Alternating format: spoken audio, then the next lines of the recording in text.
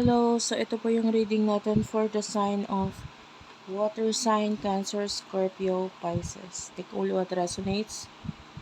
For those of you na gustong magpa-personal reading, Madam P, yan yung aming Facebook page. Diyan ka pwede mag-inquire ng personal reading. Okay, let's start. Wait lang guys, kinukuha ko kasi yung card na gagamitin ko sa inyo. Comment na lang kayo dyan sa baba, kahit po heart lang, smileys, malaking bagay yun sa akin. Okay, so water sign. And let's start your reading. For water sign, Cancer, Scorpio, Pisces. You do have your Ace of Cups. Wow, so very beautiful. Unang card pa lang ha. And the Hierophant. Okay. I can see a lot of love na nararamdaman mo. You do have the Hierophant. Pwedeng marami kang lessons na natututunan ngayon. And sa ngayon with the Knight of Wands, you are full of love. You know, parang alam mo yon. Imagine yourself na parang ikaw yung Disney princess. Tapos, ikaw ay parang na-stuck sa isang castle with a dragon. But, natutunan mong mahalin itong dragon na ito. That's the energy. So, ano yung dragon dito? It could be yung mga tao sa paligid mo. It could be yung particular person na pwedeng in the past hindi mo kalaban or ayaw mong makita itong person na to, makasama tong person na to. But then na-realize mo ay, okay, there's something naman pala dito sa taong ito na parang kamahal-mahal. And yung iba, that could be a particular person, family member, pwedeng ganun. Kasama mo sa trabaho, kasama mo sa bahay, pwedeng ganun. And yung iba, pwede namang hindi naman talaga literal na love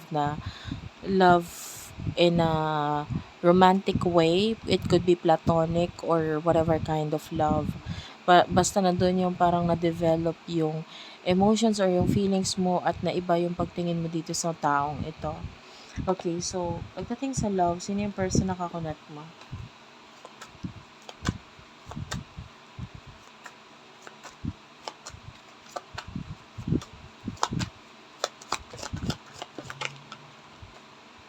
Ten of Cups followed by the Seven of Wands.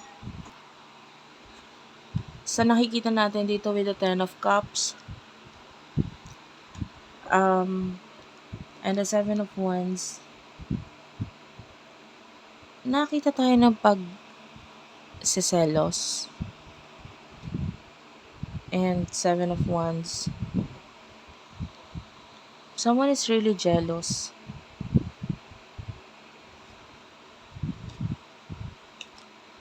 Five of Pentacles. Hindi ko alam kung ikaw ba'y nasa isang connection na ba or what. Kasi may another person tayong nakukuha na parang nagseselos sa'yo at maybe sa isang person pa nakakonect mo. Or yung iba kung may ka-connection ka na o may ka-relasyon ka na, parang nagpapakita ng inggit itong person na to kasi parang may emotions siya para sa'yo kaya lang wala siyang magawa regarding do sa emosyon na nararamdaman niya para sa'yo. Yung iba naman kung wala kang karelasyon, it could be yung atensyon na ibinibigay mo sa iba. Kasi parang gusto niya ring magkaroon ka ng pake or attention na maibibigay sa kanya. Emotion ninyo sa isa't isa.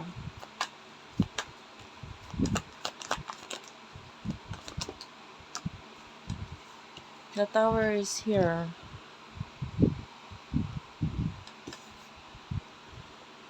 Seven of Pentacles.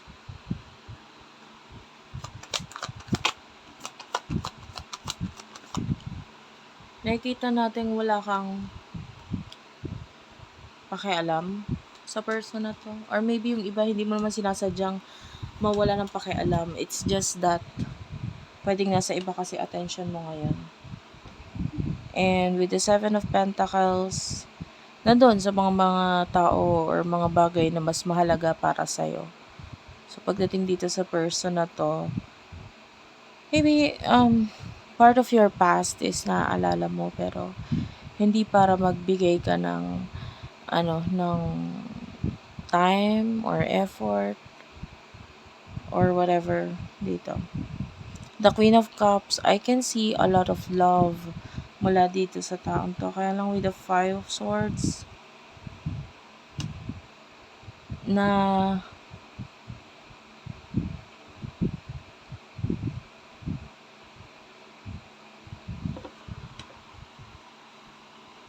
nakukuha natin ito as disappointments. Clarify the Five of Swords.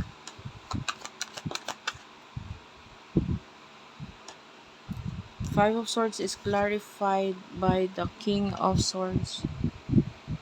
So, parang disappointed siya sa sarili niya. More on sa usaping career to eh. Parang hindi siya happy. May mga pinagdadaanan siya ngayon. I feel like financial problem, Five of Pentacles. And marami siyang patong-patong na could be problema ngayon na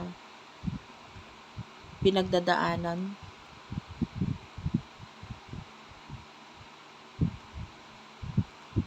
Yung energy is, hindi sana ako nagkakaganito ngayon kung nandyan ka or kahit papano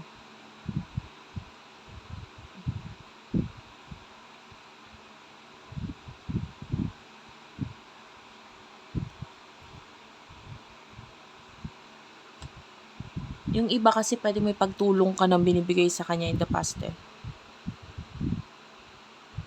And pwede ngayon medyo hindi siya makalapit or hindi siya makapagsabi or salita sa'yo.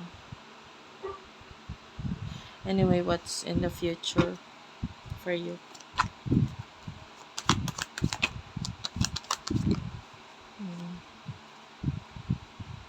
Hindi ko to kukunin masyadong marami ah.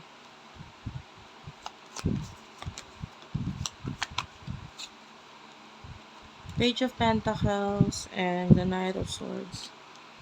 Nakikita natin you're changing your direction. Ang focus mo dito is ma-reach yung mga goals mo.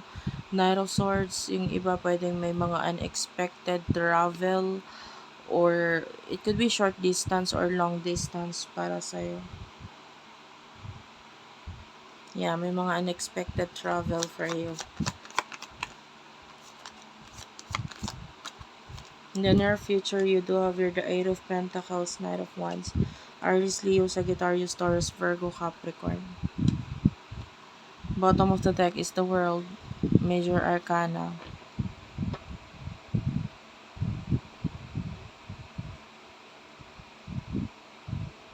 May kukuha at kukuha talaga ng attention mo.